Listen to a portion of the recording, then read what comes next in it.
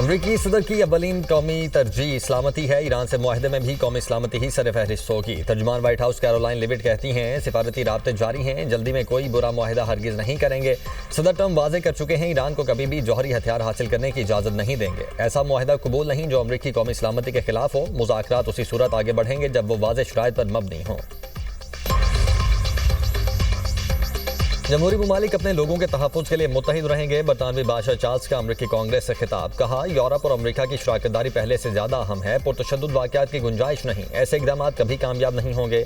जो इत्तेहाद 9/11 के बाद नज़र आया उसकी आज यूक्रेन के दिफा के लिए ज़रूरत है। नए खतरात मजबूत दिफाई कोशिशों का तकाज़ा करते हैं। बरतानवी बादशाह चार्ल्स की प्रेस डिनर हमले की मजम्मत। कहा, तशद्दुद का ये अमल कभी कामयाब नहीं होगा। बरतानिया और अमरीका ने मुश्तरका रास्ते तलाश किए। बरतानिया और अमरीका का इत्तेहाद तारीखी है।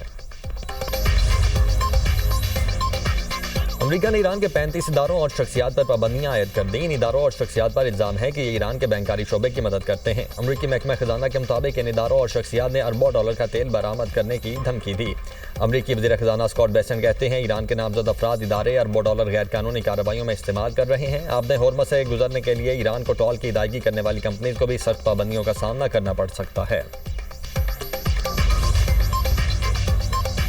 ईरानी सफीर अमीर सईद अरबानी का अमरीकी इक़दामात के खिलाफ UN को खत। सेक्रेटरी जनरल एंटोनियो गुतेरेस और सलामती काउंसिल के सदर को मुरासले में कहा, अमरीका की जानिब से ईरानी जहाज़ों की ज़ब्ती बहरी क़ज़ा की है। ज़ाती कवानीन का सहारा लेकर ऐसे गैर कानूनी इक़दामात को जायज़ करार नहीं दिया जा सकता। अमरीकी अमल बैनुल अक़वामी तिजारत में मुदाखलत और इमला की गैर कानूनी ज़ब्ती है। अमरीकी इक़दामात आलमी कानून की बुनियाद को कमज़ोर कर रहे हैं। अमरीकी तर्ज़ अमल से मुस्तक़बिल में मज़ीद तनाज़ात जन्म ले सकते हैं।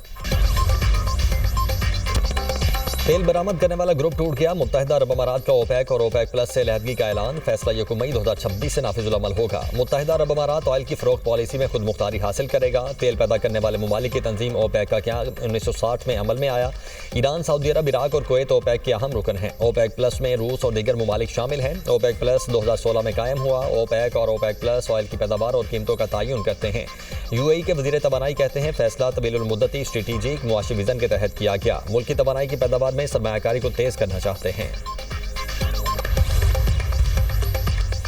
खलीजी ममालिक ने आपने होर्मुज़ की बंदिश मुस्तरद कर दी। खलीज राब्ता काउंसिल इजलास में ईरानी इक़दामात की मजम्मत। आपने होर्मुज़ में जहाज़रानी मुतासिर करने या फीस आयद करने की मुखालफत। जंग से पहले जैसी सिक्योरिटी और आज़ादाना नकलो हरकत बहाल करने का मुतालबा। सऊदी वरीह शहजादा मोहम्मद बिन सलमान की ज़ेर सदारत सऊदी अरब में इजलास। कतर, बहरीन, कुवैत और UAE के आला हुकाम ने शिरकत की। इजलास में दिफाई ताउन बढ़ाने, मुश्तरका इंफ्रास्ट्रक्चर और मिसाइल वार्निंग सिस्टम पर जोर। खलीज राब्ता काउंसिल का खित्ते में इस्तेहकाम के लिए मुश्तरका हिकमत अमली अपनाने का ऐलान। अमरीका ईरान जंग की आलमी मंडियों पर कड़े असरात। वर्ल्ड बैंक ने तवानाई की कीमतों में 4 साल के सबसे बड़े इजाफे का इंतबाह जारी कर दिया। ईरान जंग के 22 तवानाई कीमतों में 24% इजाफे का खदशा। 2026 में मजमूई अजनास की कीमतों में 16% इजाफे का अंदेशा। आलमी बैंक की कमोडिटी मार्केट्स आउटलुक रिपोर्ट में इंकिशाफ। रिपोर्ट के मुताबिक रवा साल तवानाई की कीमतें 2022 में रूस यूक्रेन जंग के बाद बुलंद तरीन सतह पर पहुंच जाएंगी। ब्रेंट क्रूड की औसत कीमत $86 फी बैरल तक रहने की तवक्को है। आपने होर्मुज़ में हमलों, बहरी आमदोरफ्त में मुदाखलत से आलमी सप्लाई में रिकॉर्ड कमी हुई। आलमी मंडी में खाम तेल की कीमतों में फिर से इजाफा। ब्रेंट क्रूड ऑयल की कीमत $111 फी बैरल हो गई। अमरीकी खाम तेल $99 फी बैरल में फरोख्त। पाकिस्तान स्टॉक मार्केट में मुस्बत रुझान। 100 इंडेक्स में 1000 से जायद पॉइंट्स की कमी। 100 इंडेक्स से 1,69,000 से जायद पर ट्रेड।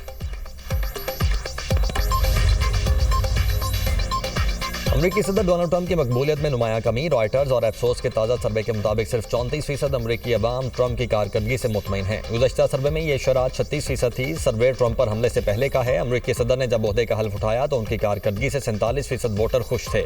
ईरान पर हमले और तेल की बढ़ती कीमतों के बाद सदर ट्रंप की रेटिंग में मुसलसल कमी आ रही है। मशरिक़ वस्ता की सूरत हाल बदस्तूर संगीन और अदम इस्तेहकाम का शिकार है। मुश्किल मंदूब आसिम इफ्तिखार का अक़वाम मुत्तहिदा की सलामती काउंसिल में मुबाहसे से खिताब। कहा, आपने होर्मुज़ की सूरत हाल पाकिस्तान समेत दुनिया भर की मईशत को मुतासिर कर रही है। इस्लामाबाद में अमरीका ईरान हालिया मुज़ाकरात पाकिस्तान के अमन नज़म का सबूत हैं। मशरिक़ वस्ता में अदम इस्तेहकाम की बुनियादी वजह मसला फ़लस्तीन है। इसराइली कब्जे का खात्मा और 2 रियासती हल ही खित्ते में पायदार अमन का वाहिद रास्ता है। गज़ा में जंगबंदी के बावजूद इसराइली हमलों में 800 से ज़्यादा फ़लस्तीनी शहीद हुए। गज़ा अमन मनसूबे के दूसरे मरहले को जल्द मुकम्मल किया जाए। मगरबी किनारे में आबादकारों का तशद्दुद और गैर कानूनी बस्तियों की तौसीअ तशवीशनाक है। अदलिया में जजेस तबादलों के बड़े फैसले। चीफ जस्टिस याहिया अफरीदी की ज़ेर-ए-इस्तारा जुडिशल कमीशन का इजलास। इस्लामाबाद हाई कोर्ट के 3 जजेस के दीगर सूबों में तबादलों की मंजूरी। जस्टिस मोहसिन अख्तर कियानी का Lahore high court, justice Babar Sattar का पेशावर हाई कोर्ट और जस्टिस सुमन रिफत इम्तियाज़ का सिंध हाई कोर्ट तबादला करने की मंजूरी।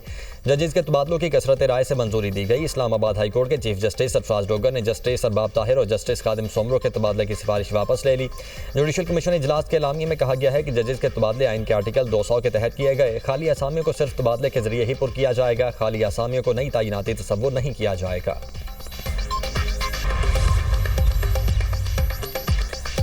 वज़ीर-ए-आज़म शहबाज शरीफ की ज़ेर-ए-सदारत वफाकी काबीना का इजलास आज होगा। मुल्क की मुआशी सूरत हाल समेत अहम उमूर ज़ेर गौर आएंगे। वफाकी काबीना को खित्ते में अमन के क़याम से मुतल्लिक पाकिस्तान की कोशिशों से आगाह किया जाएगा।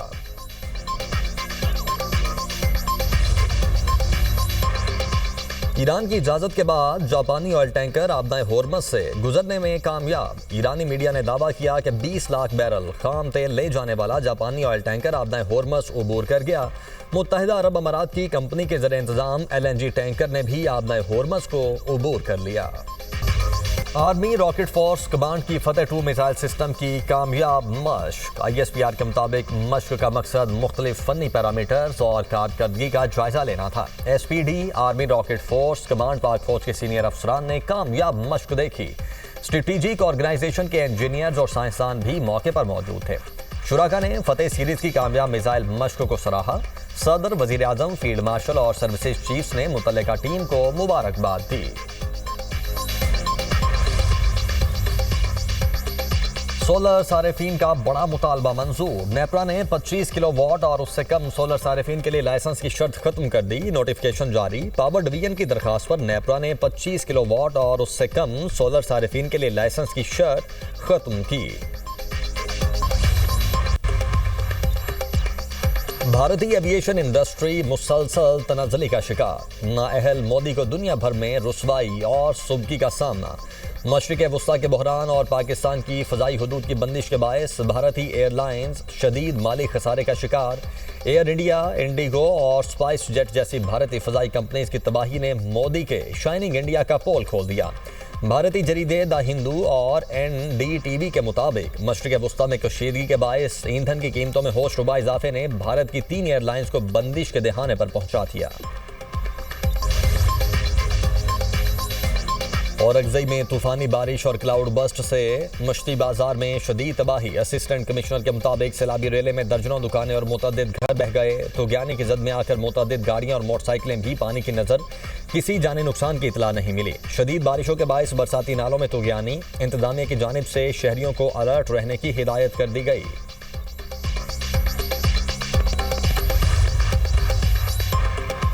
लाहौर में रात गए आंधी और तूफान के बाद मूसलाधार बारिश। गर्मी का जोर टूट गया। केनाल रोड, गुलबर्ग, कलमा चौक, मॉडल टाउन और दीगर इलाकों में बादल खूब बरसे। आंधी और बारिश से बिजली का तरसीली निजाम भी मुतासिर हुआ। PSL 11 पेशावर ज़ल्मी ने फाइनल के लिए क्वालिफाई कर लिया। क्वालिफायर में पेशावर ज़ल्मी ने इस्लामाबाद यूनाइटेड को 70 रन से शिकस्त दी। 222 रन के हदफ के ताकुब में इस्लामाबाद यूनाइटेड की टीम 151 रन पर ढेर हो गई। समीर मिन्हास 44 रन बनाकर टॉप स्कोरर रहे। पेशावर ज़ल्मी ने पहले बैटिंग करते हुए 7 विकेटों के नुकसान पर 221 रन बनाए। बाबर आजम की शानदार बैटिंग, सेंचुरी जड़ दी। 59 गेंदों पर 103 रन बनाए। 4 छक्के और 12 चौके शामिल। बाबर आजम ने PSL के एक एडिशन में सबसे ज्यादा रन बनाने का रिकॉर्ड बराबर कर दिया। रबा टूर्नामेंट में बाबर आजम के 588 रन हो गए। इससे पहले फखर जमान ने 2022 में 588 रन बनाए थे। आज पहले एलिमिनेटर मैच में हैदराबाद किंग्समैन और मुल्तान सुल्तान्स में जोड़ पड़ेगा। हारने वाली टीम इवेंट से बाहर हो जाएगी, जबकि जीतने वाली टीम दूसरे एलिमिनेटर में इस्लामाबाद यूनाइटेड का सामना करेगी।